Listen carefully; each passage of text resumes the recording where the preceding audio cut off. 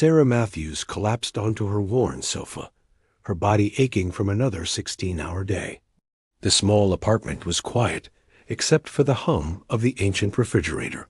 At 42, her hands were cracked from cleaning chemicals, her feet swollen from waiting tables, and her back strained from stocking shelves overnight.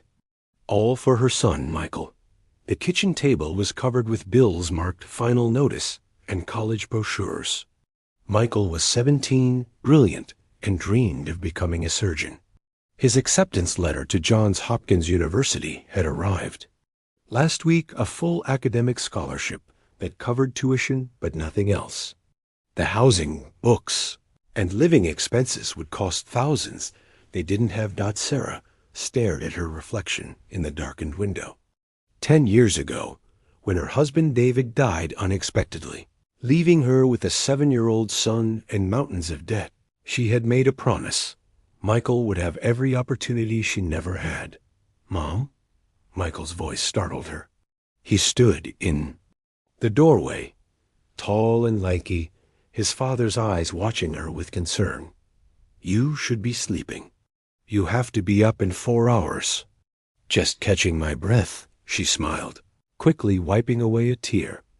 Michael sat beside her, placing a cup of tea on the coffee table. "I got a job offer today," he said quietly. "Full-time at the garage. Mr. Peterson says I can start right after graduation." Sarah felt her heart tighten. "No, Mom, be realistic. We can't afford Johns Hopkins. I can work for a few years, save up." "That's not happening," Sarah interrupted, her voice stronger than she felt. "Your father and I had dreams for you. I'm not letting you give them up, but 3 jobs is killing you." Michael's voice cracked. "Yesterday you fell asleep standing up." Sarah took his hand, feeling the familiar calluses from his part-time work. "Listen to me. There are moments in life that define who we become. This is yours. I've already spoken to Mrs. Grayson about renting her basement room, and I'm picking up weekend shifts at the hospital cafeteria." "That's 4 jobs, Mom," Michael whispered, tears forming. "And I'd work 10 if that's what it took," Sarah replied. "Your job is to study, to become the man your father knew you could be, to help people who need it most." Michael stared at her, seeing for the first time not just his mother, but a warrior who refused to surrender. "I promise you," he said, his voice steadying, "someday I'll make this all worth it." Sarah smiled, not knowing then how those words would echo through the years to come, or how completely her son would keep that promise in ways she could never imagine. 4 years passed in a blur of exhaustion. Sarah worked days cleaning houses for wealthy families in Boston's elite neighborhoods, afternoons at Rosie's Diner, serving businessmen who rarely looked her in the eye, nights at the hospital cafeteria, and weekends at the 24-hour grocery store. Sleep became a luxury, proper meals a distant memory. Every month, she sent Michael a care package with homemade cookies, warm socks, and every spare dollar she could muster. Their phone calls were the highlight of her week, though she carefully hid her fatigue behind cheerful questions about his classes and friends. What Sarah didn't know was that Michael saw through her facade. Each time they video called, he noticed the new lines around her eyes, how her hands trembled slightly from exhaustion, how her once thick hair had thinned and grayed. While she thought she was protecting him, he was silently documenting her sacrifice. Michael had also taken on jobs tutoring, research assistants, weekend shifts at the campus library, sending money home whenever he could, money that Sarah would quietly return in his next care package. It became their unspoken dance. During his 2nd year, Michael met Eleanor Blackwood, daughter of renowned neurosurgeon Dr. James Blackwood. Their connection was immediate, their romance unexpected. Eleanor, with her privileged background, was fascinated by Michael's determination and work ethic. "Your mother sounds remarkable," Eleanor said one night as they studied together in the library. "I'd like to meet her someday." Michael looked up from his textbook, his expression suddenly serious. "You will. And someday, I'm going to give her everything she deserves." He pulled out his phone, showing Eleanor a photo album he'd been compiling. For years, pictures of the tiny apartment Sarah had maintained, screenshots of their video calls showing her gradual decline, images of the mansions she cleaned, juxtaposed with her threadbare clothes. "What's this for?" Eleanor asked, scrolling through the heartbreaking digital diary. "I'm documenting everything," Michael explained, his voice soft but intense. "Every sacrifice, every hardship. Because one day, I'm going to make sure she never works another day in her life." Eleanor squeezed his hand, understanding for the first time the depth of his determination. "Whatever you're planning, I want to help." That night, as Michael walked Eleanor back to her dormitory, a plan began forming in his mind, one that would require years of patience, strategic connections, and Eleanor's family influence. As the moon cast shadows across the prestigious campus his mother's sacrifice had secured for him, Michael made a silent vow that would change both their lives forever. By Michael's final year of medical school, Sarah's health had begun to fail. Years of physical labor and minimal sleep had taken their toll. At 46, she moved with the stiffness of someone decades older. When she developed a persistent cough, Michael insisted she see a doctor, secretly paying for the appointment with his research stipend. Exhaustion and early signs of COPD, the doctor had said bluntly, prescribing medications Sarah couldn't afford. "You need rest, Mrs. Matthews. Extended rest." Sarah had laughed bitterly at the suggestion. Rest wasn't a luxury available to women like her. Meanwhile, Michael's relationship with Eleanor had deepened. Now engaged, they shared not just their love, but a carefully orchestrated plan. Eleanor's father had taken a liking to Michael, impressed by his academic excellence and determined character. What Dr. Blackwood didn't realize was that every dinner at their mansion, every invitation to their summer home, every introduction to their influential friends was being carefully leveraged by Michael. "Are you sure about this?" Eleanor asked one night as they updated their spreadsheet of potential investors. "It's risky, Michael. If it fails, it won't," Michael replied, his confidence unwavering. "Look at these figures. The market research is solid." For 2 years, beneath the demanding schedule of medical training, Michael had been developing a revolutionary medical billing software that simplified hospital administration while reducing costs.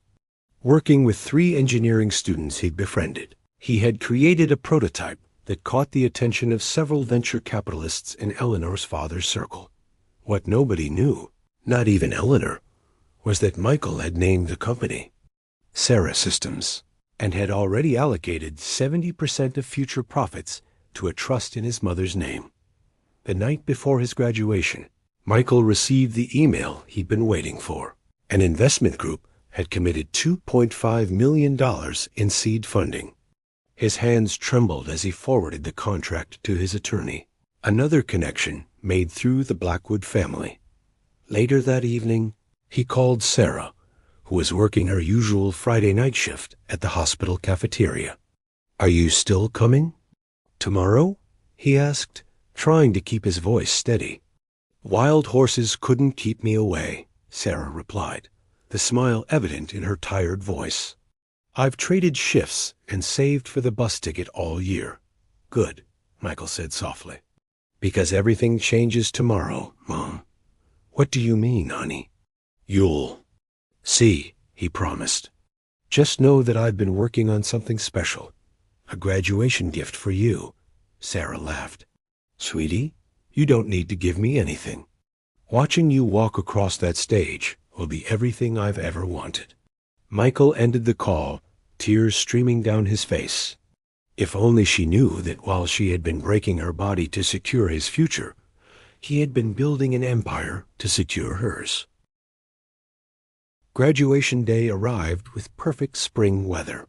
Sarah sat in the audience, wearing her one good dress, patched discreetly at the seams. She beamed with pride as Michael received his medical degree with highest honors. After the ceremony, as families gathered for photos and celebrations, Michael led his mother to a quiet garden on campus. "I need to show you something," he said, guiding her to a bench beneath a blooming cherry tree. Eleanor stood nearby, filming with a small camera. Sarah looked between them, confused. "What's going on?" Michael handed her an envelope. "Open it." Inside was a deed to a house, not just any house, but a beautiful waterfront property in a prestigious neighborhood outside Boston. Sarah stared at the document, not comprehending. "This is yours, Mom," Michael said gently. "It's paid for, completely." Sarah laughed nervously. "That's not possible. This must be worth $1.7 million, Michael finished. "And it's just the beginning." He handed her another envelope. Inside was a bank statement showing a balance of over $5 million. Sarah's name was on the account. "I don't understand," she whispered, her hands shaking. Michael knelt before her. "Remember that software project I mentioned a few times? It wasn't just a school assignment. It's a company now, Sarah Systems, named after you. We just closed our second round of funding at $30 million. You own 70%. Sarah's eyes widened in disbelief. "While you were working 4 jobs to put me through school," Michael continued, his voice thick with emotion, "I was building something that would ensure you never had to work again."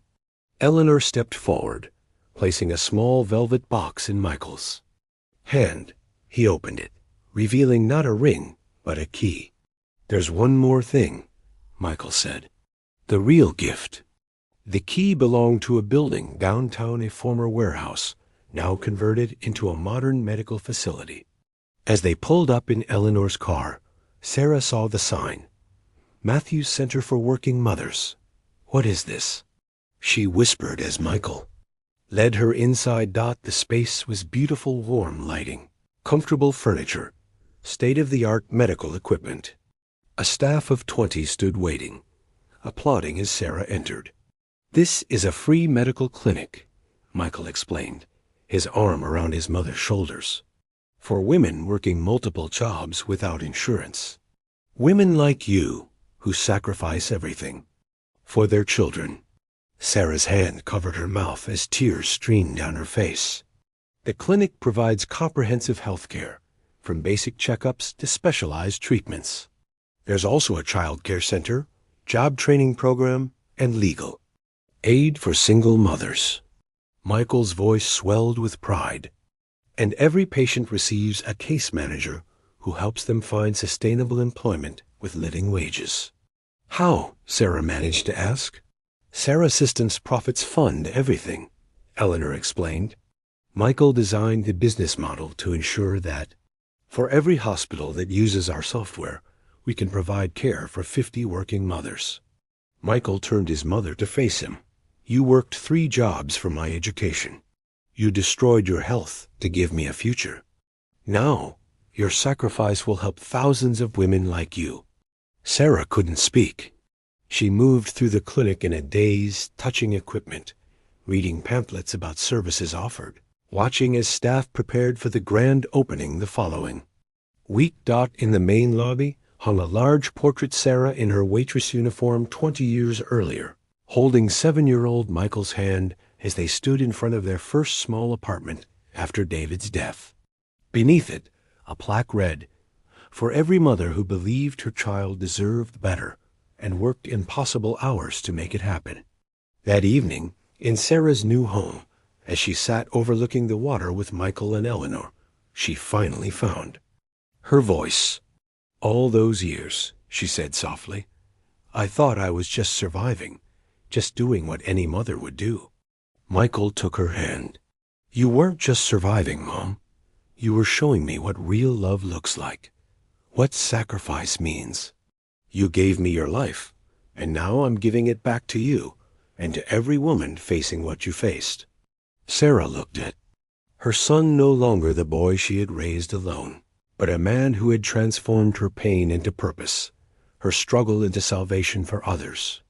"Your father would be so proud," she whispered Dot as the sun set over the water, casting golden light across their faces. Sarah realized the true miracle wasn't the wealth or the clinic or even the end of her exhausting work. It was that her son had truly seen her during those hardest years. While she thought she was just surviving, he had been witnessing her courage, documenting her sacrifice, and planning the most unexpected repayment imaginable, a legacy that would echo her love through generations to come.